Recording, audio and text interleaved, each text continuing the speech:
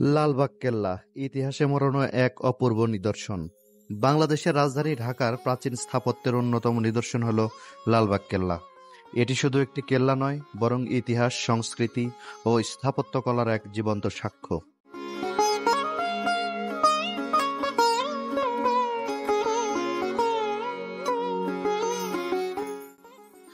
পুরানো ঢাকার বুকে অবস্থিত এই দুর্গটি মুঘল আমলের অন্যতম অসমাপ্ত নির্মাণ হিসেবে পরিচিত। লালবাগ কেল্লার নির্মাণ শুরু হয় ১৬৭৮ সালে মোগল সুবেদার প্রিন্স মোহাম্মদ আজম শাহ এর সময়ে। তিনি ছিলেন সম্রাট আওরঙ্গজেবের পুত্র। ঢাকায় সুবেদারি করার সময় এই কেল্লার ভিত্তি স্থাপন করেন তিনি। তবে খুব অল্প সময় পরেই তাকে ফিরে যেতে হয় দিল্লিতে। এরপর কেল্লার নির্মাণের দায়িত্ব নেন শায়েস্তা খান। কেল্লার নির্মাণ কাজ চলাকালে শায়েস্তা খানের কন্যা বিবি পারি মারা যান। শোকাহত শায়েস্তা খান তখন এই কেল্লাকে অশুভ মনে করে এর নির্মাণ বন্ধ করে দেন। ফলে লালবাগ কেল্লা আজও একটি অসমাপ্ত দুর্গ হিসেবে রয়ে গেছে।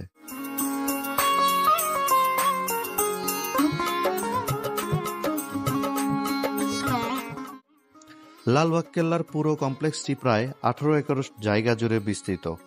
এর মূল কাঠামোগুলোর মধ্যে হল বিবি পারির সমাধি, শায়েস্তা খানের বাসভবন এবং একটি মসজিদ।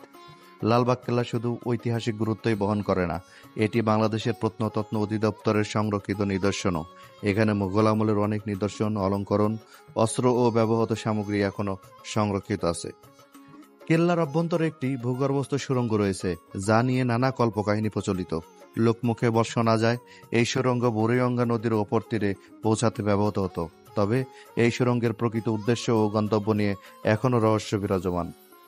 বর্তমানে লালবাগ কেল্লা একটি জনপ্রিয় পর্যটন স্থান। প্রতিদিন হাজারো মানুষ ইতিহাসের স্পর্শ পেতে এই দুর্গ প্রাঙ্গণে আসেন।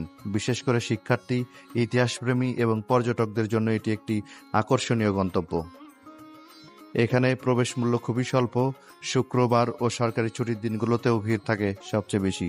সকাল থেকে সন্ধ্যা পর্যন্ত এটি দর্শনার্থীদের জন্য খোলা থাকে।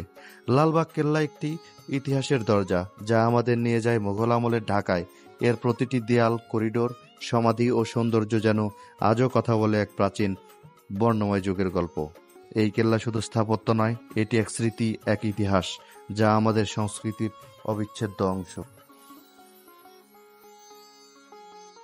তো বন্ধুরা, আজকে এই পর্যন্তই। পরবর্তীতে নতুন কোনো স্থানে, নতুন কোনো দর্শনীয় স্থান দেখানোর জন্য হাজির হব। সে পর্যন্ত সবাই ভালো থাকুন, সুস্থ থাকুন, সুন্দর থাকুন। খোদা হাফেজ।